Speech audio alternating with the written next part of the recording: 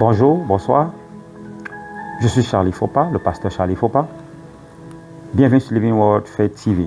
J'espère que tu es déjà abonné à notre chaîne. Si tu ne l'es pas encore, tu peux cliquer sur le bouton s'abonner, mais également sur la cloche de notification pour recevoir des vidéos chaque fois qu'on en a. Nous allons prier avant de commencer ce soir. Père, nous te bénissons, nous t'adorons. Merci pour ce privilège que tu nous donnes de pouvoir écouter ta parole. Inspire-nous par le Saint-Esprit et permets qu'à la fin, cette parole puisse apporter le changement dans nos vies au nom de Jésus. Amen. Alors ce soir, nous parlons d'un thème simple que j'ai intitulé « Est-ce que tu connais ton identité ?» Est-ce que tu connais ton identité? Est-ce que tu connais ce que le Créateur t'a appelé à manifester comme destinée sur la terre? Quels sont les éléments qui te caractérisent? Qui es-tu véritablement? Est-ce que tu sais pourquoi tu es là? Alors on va s'inspirer ce matin ou ce soir, selon le pays où tu te trouves, du texte de Jean chapitre 1 à partir du verset 22 au verset 23. Je vais le lire. Si tu as ta Bible, tu peux également l'ouvrir. On va regarder ensemble. Jean chapitre 1, verset 22 à 23. Mais enfin insistèrent-ils, qui es-tu? Il faut bien que nous rapportions une réponse à ceux qui nous ont envoyés. Que dis-tu de toi-même? Moi, répondit-il, je suis cette voix dont parle le prophète Ésaïe, la voix de quelqu'un qui crie dans le désert, préparez le chemin pour le Seigneur. Alléluia. Je crois qu'on est arrivé. Amen. Donc, il s'agit de Jean-Baptiste qui est sollicité par des personnes qu'on a envoyées pour présenter son identité. Parce qu'on a observé un ensemble de choses, un ensemble de réactions, un ensemble de comportements, un ensemble d'attitudes qu'il a manifestées. Et cette manifestation a poussé des personnes à penser que Jean-Baptiste pouvait être prophète, pouvait être Élie ou Jésus lui-même. Alléluia. Donc, je voudrais que tu comprennes que il peut y avoir une dissociation entre ce que tu appelles à manifester et ce que tu manifestes réellement. Il y a un ensemble de bonnes œuvres que tu devrais manifester. Beaucoup de personnes sont dans des carrières, sont dans des domaines d'activité, sont dans des couloirs des pays où il n'était jamais prévu dans le plan divin qu'ils s'y trouveraient. Beaucoup de personnes sont en compagnie de personnes, sont dans des environnements, des organisations où il n'était jamais prévu dans le plan de Dieu qu'ils se retrouveraient là.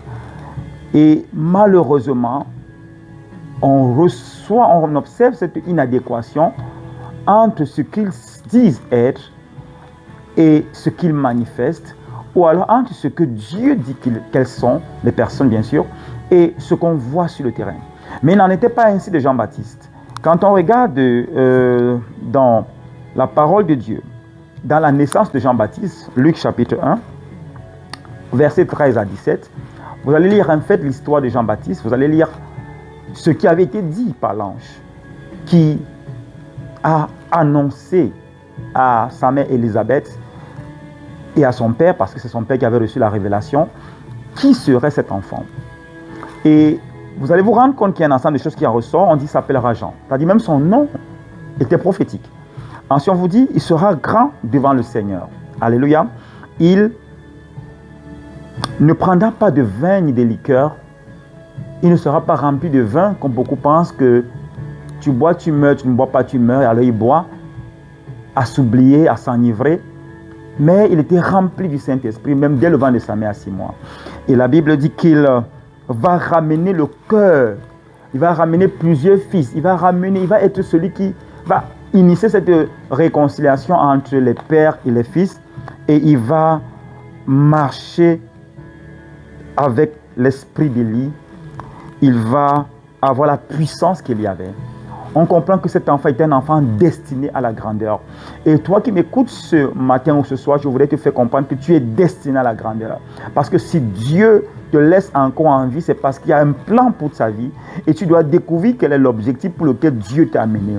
Dans Ésaïe au chapitre 40, la prophétie était claire. Ésaïe chapitre 40, la Bible dit qu'il y a cette voix. On va lire ce passage pour mieux que le comprendre. Ésaïe chapitre 40, verset 3, rapidement. Ésaïe chapitre 40, verset 3. Isaiah 40. Ésaïe chapitre 40, verset 3. Voilà, j'y suis. Super. Alors, Ésaïe 40, verset 3 dit ceci. On entend une voix crier, dégager un chemin dans le désert pour l'Éternel, niveler dans la steppe une route pour notre Dieu. En fait, c'est la version Semeur. En fait, en réalité, il avait déjà été annoncé par notre patriarche, le prophète Ésaïe, que la venue de Jean-Baptiste qui devait préparer le chemin du Seigneur Jésus-Christ. Ça avait été annoncé. Donc, on savait déjà prophétiquement. Les gens savaient. Ceux qui écoutaient Jean-Baptiste, les Juifs savaient que non. D'après la prophétie, il y a un Messie qui arriverait et que ce Messie devait manifester un ensemble de choses. Et lorsqu'on voit Jean-Baptiste donc manifester cet ensemble de choses, on est inquiet. On se dit, mais est-ce qu'il n'est pas par hasard le Messie? Est-ce qu'il n'est pas par hasard un prophète? Parce qu'en fait, il faut le dire également que ce contexte arrive après près de 4 siècles. Près de 4 siècles où on n'entendait plus la voix de Dieu. Depuis Malachie, il y avait comme un silence absolu, un chaos spirituel. Et pendant ce chaos spirituel, on commence à avoir des manifestations d'un prophète. Parce qu'il faut le dire également que dans la parole de Dieu, je l'ai ici dans le livre de Malachie, verset 4, verset 5, la Bible dit, je vous enverrai un prophète qui va ramener le cœur des pères à leurs enfants. Écoutez, je vous enverrai un prophète qui va ramener le cœur des pères à leurs enfants. Et c'était extraordinaire parce que Jean-Baptiste, c'est ce qu'il faisait. Il ramenait le cœur des pères à leurs enfants. Et on se dit, mais s'il le fait, il peut être le Messie. Alléluia. Et également, quand on regarde le prophète dans Deutéronome 18 au verset 18, la Bible dit, c'est Dieu qui parle à Moïse, son prophète, qui dit, mais un jour, je vous susciterai du milieu de vous un prophète comme toi, Moïse, et ce prophète, je mettrai mes paroles dans sa bouche. Et donc, quand Jean-Baptiste vient, il manifeste toutes ces dimensions, on se dit, est-ce qu'il est le prophète? Est-ce qu'il est Élie? Ou alors, parce qu'il marche dans la puissance d'Élie également, on se dit, mais est-ce qu'il n'est pas par hasard le prophète ou le Messie, attendu?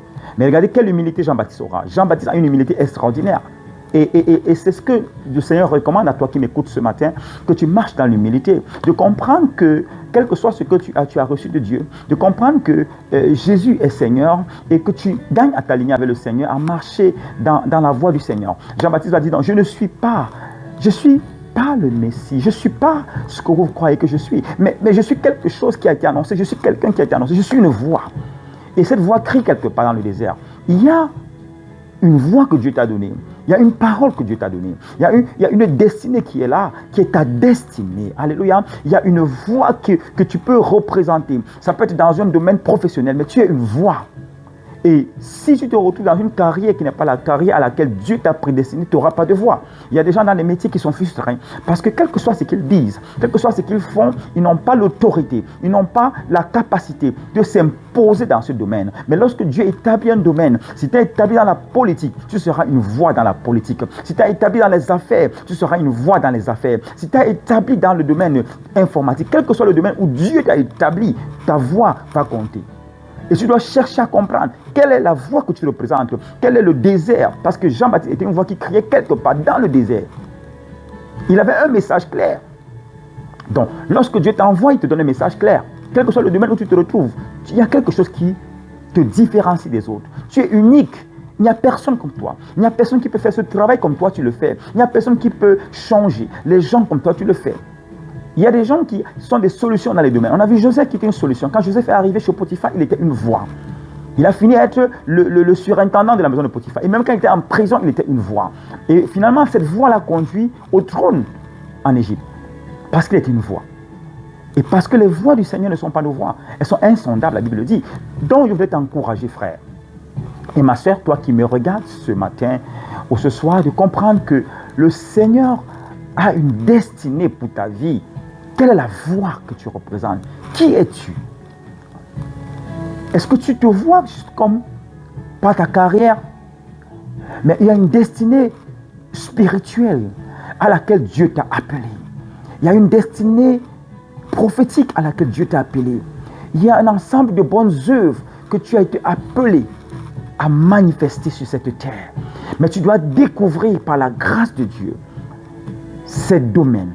Tu dois découvrir ce domaine où tu es appelé à influencer, où Dieu a fait de toi une autorité, une voix prophétique, et marcher dans cette voie. Mais tu ne pourras pas découvrir cette voie si tu ne donnes pas d'abord ta vie au Seigneur Jésus. Et Jean-Baptiste avait compris que Jésus était plus grand que lui. Et lorsqu'on le voyait baptiser des personnes, on dit mais pourquoi il baptise? Parce que pour faire baptiser des personnes, il faut avoir une autorité qui vient d'en haut. Mais Jean-Baptiste était cette autorité. Mais il comprenait que malgré le fait qu'il était une autorité, il avait une autre autorité. Il dit, moi je vous baptise d'eau pour vous appeler à changer vos vies, à la repentance. Mais il y a un qui viendra plus grand que moi. Je ne suis même pas digne de dénouer les lacets de ses souliers. Mais celui-là, il vous baptisera du feu. Il s'appelle Jésus-Christ. Il était capable, lorsque Jésus est arrivé, il a baptisé Jésus. Et ensuite, il a dit, le voilà, c'est lui qui baptise du Saint-Esprit. Il a pointé les autres vers Jésus. Il savait qu'il n'était qu'une voix. Il savait qu'il n'était qu'annonciateur, il n'était qu'un précurseur de quelque chose de plus grand. En tant qu'enfant de Dieu, je voudrais te dire, tu es une voix pour le Seigneur. Tu es une voix pour Dieu. Et quel que soit le domaine dans lequel tu te retrouves, tu te retrouveras. Peut-être dans les affaires, peut-être dans la politique. Ne laisse pas le monde éteindre ta voix. Oui, affirme ton identité. Où que tu sois, affirme ton identité. Il était dans le désert. Mais malgré le fait qu'il était dans le désert, les gens couraient de partout pour venir écouter la voix qui prêchait un message aussi simple que repentez-vous. Est-ce que tu comprends? Il est resté dans son message. Et Dieu a amené les foules vers lui.